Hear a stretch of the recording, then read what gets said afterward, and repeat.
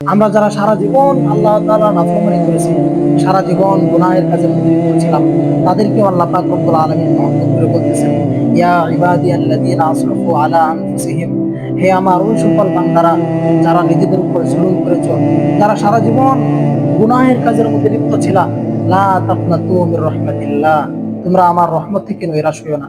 পাহাড় পরিমাণ গুনাহ করে ফেলেছ, সমুদ্রের ফেনা পরিমাণ গুনাহ করে ফেলেছ, নো প্রবলেম, আমার কাছে ফিরে আসো, তাওবার মতো তাওবা করো, আমি তোমাদের তামাম জিন্দেগির গুনাহ মাফ করে দেব। তাহলে দেখেন আল্লাহ পাক রব্বুল আলামিন আপনাকে আমাকে কতটুকু ভালোবাসেন। দেখেন 99% ভালোবাসা আল্লাহ পাক রব্বুল আলামিন উনি ওনার কাছে রেখে দিয়েছেন, আর 1% ভালোবাসা সারা পৃথিবীর মানুষের অন্তরের মধ্যে উনি বন্টন করে দিয়েছেন। আর সেই 1% ভালোবাসার মধ্যে থেকে কিঞ্চিত পরিমাণ ভালোবাসা আপনার মায়ের অন্তরে আছে। আর এতটুকু ভালোবাসা, এতটুকু মহব্বত আপনার মায়ের অন্তরে থাকার কারণে সে আপনাকে এতটা ভালোবাসে, এতটা ভালোবাসে, আপনি যদি কোনো কষ্টের মধ্যে নিপীড়িত হন, তাহলে সেই কষ্টের কারণে আপনার মায়ের অন্তর ব্যথায় নিপীড়িত হয়। কারণ কি? কারণ আপনার মায়ের অন্তরে আপনার প্রতি ভালোবাসা আছে। আর ভালোবাসা কতটুকু আছে? ভালোবাসা 1%-এর মধ্য থেকেও কিঞ্চিত পরিমাণ ভালোবাসা আছে। আর সেই ভালোবাসার দরুন আপনার মা আপনাকে কোনো কষ্টের মধ্যে দেখতে পারে না, সে কষ্ট পায়। কিয়ামতের ময়দানে যদি আপনার মাকে বলা হয় যে আজকে কিয়ামতের ময়দানে আপনার ছেলেকে জান্নাতে দিবেন নাকি জাহান্নামে দিবেন, সেটা আপনার ইচ্ছা। তখন কোনো ব্যক্তি যদি সারা জীবন নাফরমানি করে, সারা জীবন যদি গুনার কাজ করে, তার আমল নামায় যদি একটা নেকিও না থাকে, তবুও তার মা তাকে জান্নাতে দিবে। কারণ কি? কারণ তার মায়ের অন্তরে তার জন্য মহব্বত আছে, তার ছেলের জন্য ভালোবাসা আছে। তো যেই আল্লাহ পাক রব্বুল আলামিনের কাছে 99% ভালোবাসা রেখে দিয়েছে, সেই আল্লাহ পাক রব্বুল আলামিন আপনাকে কিভাবে জাহান্নামে দিবেন? এই জন্যই তো হাদিসের মাধ্যমে জানা যায়, রাসূল সাল্লাল্লাহু আলাইহি ওয়াসাল্লাম বলেন, আল্লাহ পাক রব্বুল আলামিন বান্দাকে কিভাবে মাফ করবেন সেই উসিলা খুঁজেন, যে বান্দা কখন ভালো আমল করে, কখন নেক কাজ করে, যে নেক কাজের উসিলায় আল্লাহ পাক রব্বুল আলামিন মাফ করে দিবেন। বনি ইসরায়েলের এক যুবক সারা জীবন নাফরমানি করেছে, সারা জীবন আল্লাহ তাআলার নাফরমানির মধ্যে লিপ্ত ছিল। সে এত পরিমাণ নাফরমানি করেছে, এলাকার লোকেরা তাকে গ্রাম থেকে বের করে দিয়েছে। তো সে গ্রাম থেকে বের হয়ে এক জঙ্গলে গিয়ে অবস্থান নিয়েছে। তার কাছে সামান্য পরিমাণ খাদ্যদ্রব্য ছিল। কিছুদিন পর তার খাদ্যদ্রব্য শেষ হয়ে যায় এবং সেও অসুস্থ হয়ে যায়। তখন সে ডানে তাকায়, বামে তাকায়, সামনের দিকে তাকায়, পিছনের দিকে তাকায়, দেখে কেউ এমন আছে কিনা যে তাকে সাহায্য করবে। চতুর্দিকে তাকিয়ে দেখে কেউ নেই যে তাকে সাহায্য করবে।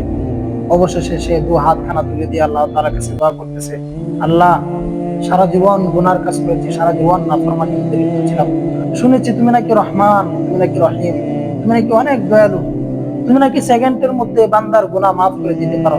ও আল্লাহ, সারা জীবন নাফরমানির মধ্যে লিপ্ত ছিলাম, সারা জীবন গুনাহের কাজ করেছি, এখন থেকে তওবা করতেছি, আর কোনোদিন গুনাহের কাজ করবো না, আর কোনোদিন নাফরমানি করবো না। আল্লাহ, তুমি আমার তামাম জিন্দেগীর গুনাহ মাফ করে দাও। তো এই কথা বলার সাথে সাথে আজরাইল আলাইহিস সালাতু ওয়াস সালাম তার জান কবজ করে নেয়। আর অপর দিকে আল্লাহ পাক রব্বুল আলামিন মুসা আলাইহিস সালাতু ওয়াস সালামকে জানিয়ে দেয়, মুসা, অমুক জঙ্গলে গিয়ে দেখো আমার এক বন্ধু মারা গিয়েছে। সুবহানাল্লাহ। তো যেই ব্যক্তি তামাম জিন্দেগি গুনাহের মধ্যে কাটিয়ে দিয়েছে, সেই ব্যক্তি তওবা করছে। তওবা করার কারণে আল্লাহ পাক রব্বুল আলামিন বলতেছেন যে মুসা, অমুক জঙ্গলে গিয়ে দেখো আমার এক বন্ধু মারা গিয়েছে, তার জানাজার নামাজ পড়াও, আর এলাকার লোকদেরকে জানিয়ে দাও, যে ব্যক্তি আমার এই বন্ধুর জানাজা নামাজের মধ্যে শরীক হবে, তার তামাম জিন্দেগির গুনাহ আমি মাফ করে দেব।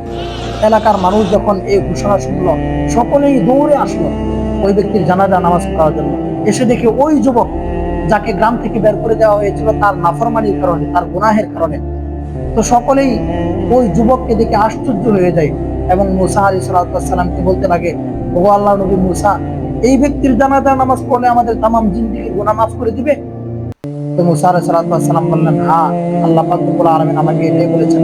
তখন এলাকার লোকেরা বলতেছে, সে তো নাফরমান ছিল, সে তো সারা জীবন গুনাহের কাজ করছে, তার নাফরমানির কারণে আমরা তাকে গ্রাম থেকে বের করে দিয়েছি, সে আল্লাহ তাআলার কাছে এতটা প্রিয় কিভাবে হয়ে যায়?